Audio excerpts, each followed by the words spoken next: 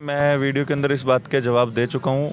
अगर सरकार को या प्रशासन को ये लगता है, पहली बात तो प्रशासन का काम होता है लॉ एंड ऑर्डर को बनाए रखना। प्रशासन जो बीच में अपनी राजनीति घुसेड़ रहा है, इसको कहते हैं राजनीति। यहाँ सीएचए राजनीति नहीं कर रहे, प्रशासन अपनी राजनीति कर रहा है, रिपोर्ट को गलत तरीके से सरकार के सामने पेश करके। अगर किसी को ये लगता है, किसी अधिकारी को पर्सनली ये लगता है या पर्सनली मेरे पे कोई इल्ज़ाम लगाते हैं, तो मैं अपनी तरफ से एक शब्द पत्र लिख के देने को तैयार हूँ कि मैं अपनी ज़िंदगी में कभी भी किसी भी राजनीतिक पार्टी से नहीं जुड़ूंगा, किसी भी प्रकार का इलेक्शन नहीं लड़ूंगा। वो अधिकारी हमें सुविधा कैडर दिलवाने का काम करे। दूसरी बात, रही बात नियमितीकरण की, तो आप सुविधा कैडर के ऑर्डर जारी करवाएं सर। हम अपने आप यहाँ से खड़े होकर जाएंगे, हमें किसी से मुलाकात नहीं करनी, किसी से कोई लेना देना नहीं है। हम सिर्फ और सिर्फ यहाँ पे सुविधा कैडर के लिए बैठे हैं। और फंडिंग की बात, जो भी कार्यकारिणी है, जो भी हमारे साथी हैं, आप प्रशासन हो, आप बाड़ेबंदी के टाइम विधायकों के फ़ोन टैप करवा सकते हो। ईडी जो है वो आम जनता के या सरकार से जुड़े या विपक्ष से जुड़े लोगों के खातों की डिटेल निकलवा सकते हो। तो हम एक मध्यम वर्ग के परिवार से बिलोंग करते हैं, किसी भी राजनीतिक पार्टी से हमारा कोई लेना देना नहीं है।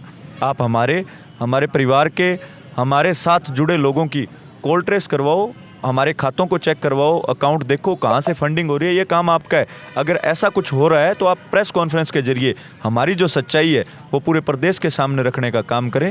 बिना मतलब के जिन्होंने कोरोना के अंदर अपनी जान पर खेलकर आपकी व आपके बाल बच्चों की जान बचाई, आप यहाँ तो जवाब दे लोगे, यहाँ तो आप हमें गलत ठहरा के सरकार की लॉयल्टी लेने का काम कर लोगे।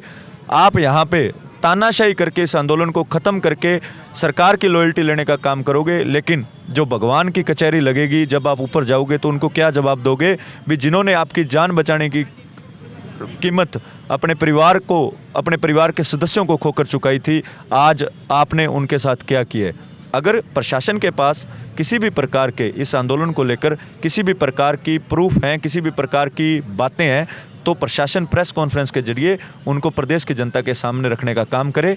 अन्यथा इस आंदोलन को बदनाम करने का काम न करे। कोई ज़रूरत नहीं है इस आंदोलन को बदनाम करने की। ये 28,000 बेरोज़गार परिवारों की पीड़ा से जुड़ा आंदोलन है। ये 28,000 लोगों की उस पीड़ा से जुड़ा आंदोलन है जिन्होंने एक नौकरी के लिए अपनी व अपने परिवार की जान को खतरे में डाला था।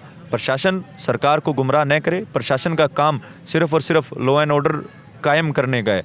और इस आंदोलन के अंदर पिछले 64 दिन में ऐसा कोई कदम नहीं उठाया गया जिससे इस राजधानी के लोगों को तकलीफ हो, इस राजधानी से जुड़े यातायात व्यवस्था में कोई भी खनन पड़े।